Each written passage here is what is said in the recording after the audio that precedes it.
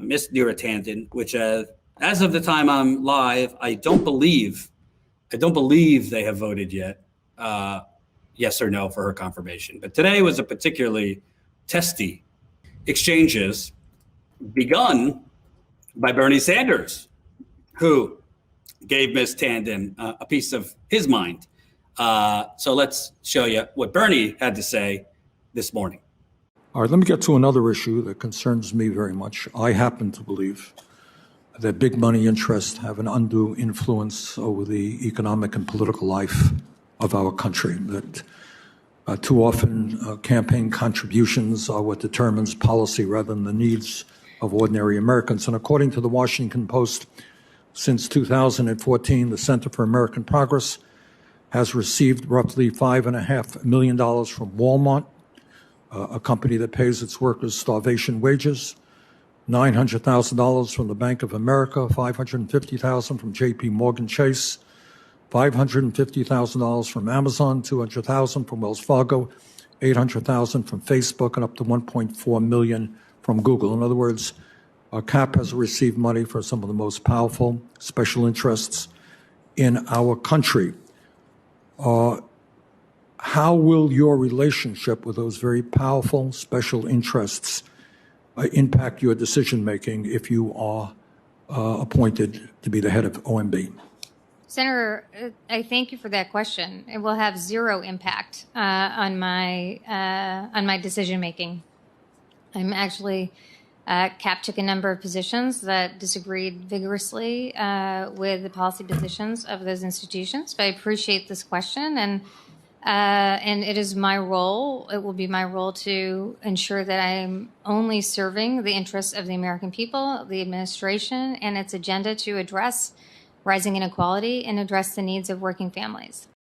Your attacks were not just made against Republicans.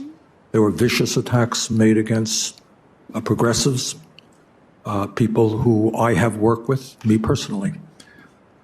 So as you come before this committee to assume a very important role in the United States government, at a time when we need serious work on serious issues and not personal attacks on anybody, whether they're on the left or the right, can you reflect a little bit about some of your decisions and the personal statements that you have made in recent years? Yes, Senator, I really appreciate that question, and I recognize that my language and my expressions on social media, caused hurt to people, and I feel badly about that. We could spend all day getting into Neera Tanden's treacherous behavior on Twitter, but I'm not really focused on that. I'm focused on two things. Number one, and I'm saying to Bernie Sanders, I'm looking at Bernie Sanders on this one. There's no excuse. You got to have some respect for yourself. You got to respect yourself as an individual. This person did more. This person did more than just tweet nasty things. She created an entire troll army, remember, to say you're a racist, say you're a sexist, to try and gaslight and distract people away from your policies that could actually help Black and brown people disproportionately. She spun anti-Semitic things. WikiLeaks released emails from 2016. I know, Russian propaganda. Basically trying to paint him as, before the West Virginia primary, as an atheist. Neera Tanden tweeted that Bill de Blasio, who sucks, but is a terrorist for even hinting that he might endorse Bernie Sanders. Fed to the corporate media. Tanden was caught feeding to the corporate media this propaganda about Bernie bros. But separate from all of that, there's two major problems of why she shouldn't be confirmed, and why Bernie Sanders, if he has any respect for himself, should vote no. Number one, this person has no qualifications to be the chairman of the Federal Budget Committee. Okay? The Office of Management and Budget might sound kind of sleepy and snoozy. She doesn't have any qualifications for that. at all. She's not an accountant. She's not an economist. The only financial expertise she had at Center for American Progress was, giving favors. I don't mean like that, but doing the bidding so that wealthy people like Michael Bloomberg would give millions of dollars to the Center for American Progress. That's her only financial experience. What role or business does she have running the federal budget of the United States?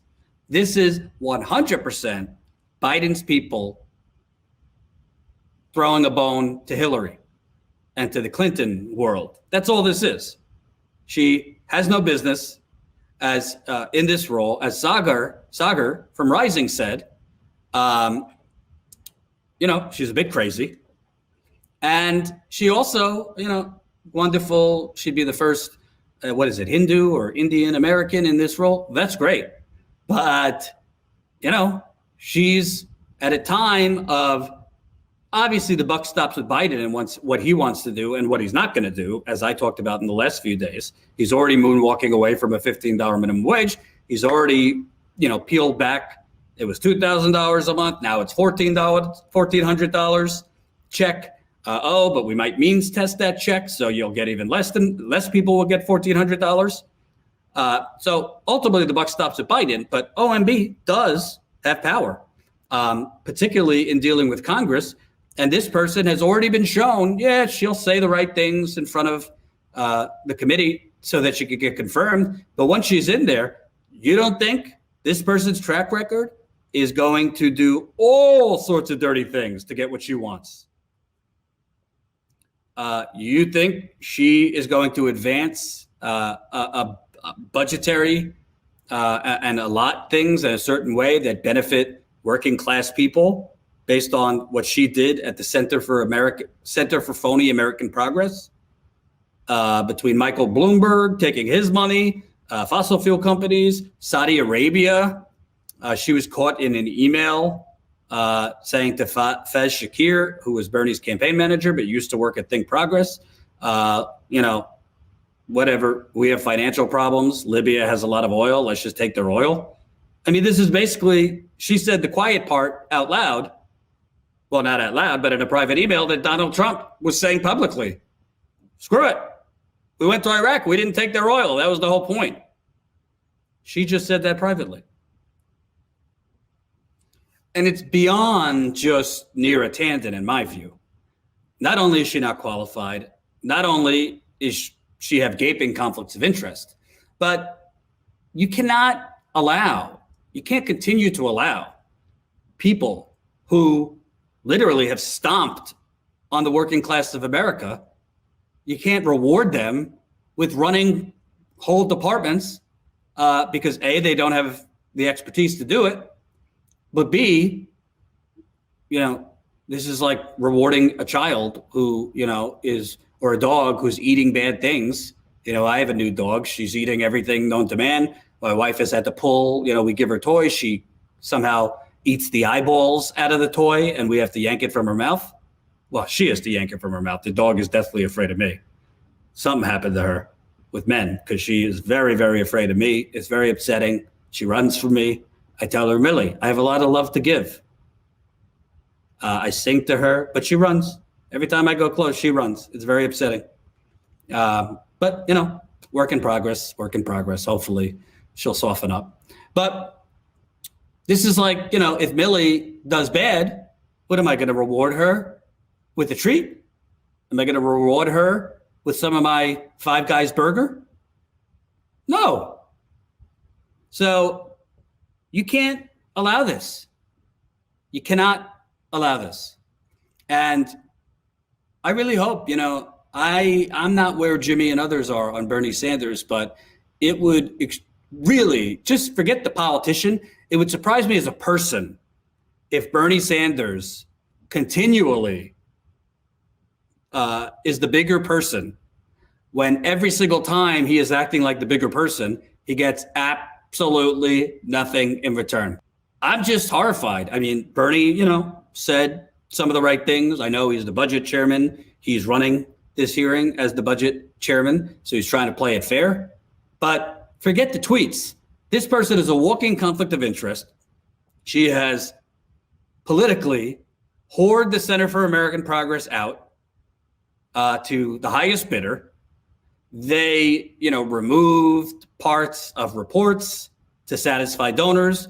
They removed parts of one report that condemned Michael Bloomberg's Islamophobic actions as mayor of New York City because they were trying to get his money. They have watered down other reports to try and get Saudi money. And this is who you want as the head of the Center for the head of the budget committee. What's next? You're going to lobby for her to, be in the running in 2028?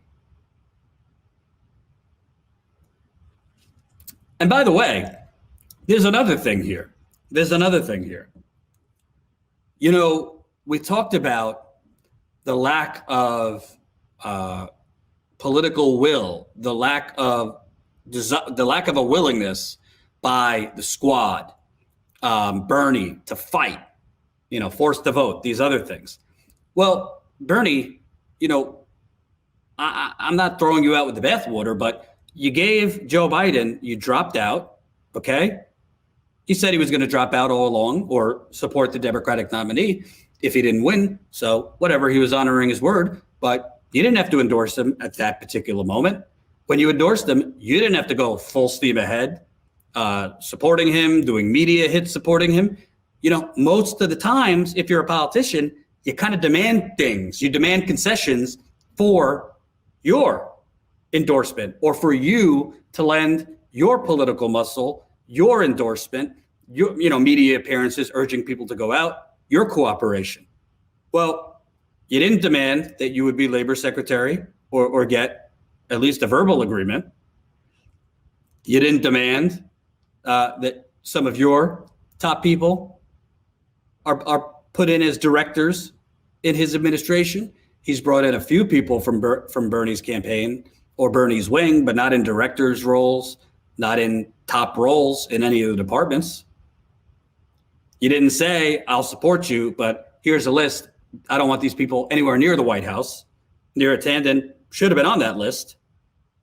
So what did you get for endorsing him right at that moment in March, for doing it forcefully, for urging all your supporters to go ahead and hold their nose, to campaigning for him during a pandemic across America in person? Bernie went around. What did you get for that? That's what I'd like to know.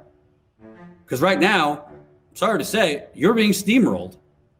Hope you enjoyed that last video. Hop on over to statuscoup.com where you can sign up for our email list and become a member for as low as $5 to $10 a month. Membership is how we grow. That's statuscoup.com/join. And remember, join our email list so we can grow the revolution with you.